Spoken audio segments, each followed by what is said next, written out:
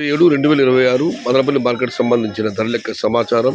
దిగుమతి rate police తగ్గింది. ధరల విషయానికి వస్తే ఈ ఫిల్టర్ పొడికాయలు అన్క్వాలిటీలు మినహాయిస్తే ఏ టమాటా తీసుకున్న ₹100 పైమాట, ₹100 దగ్గర నుంచి 110, 120, 130, 140 ఇవన్నీ మీడియం క్వాలిటీలు.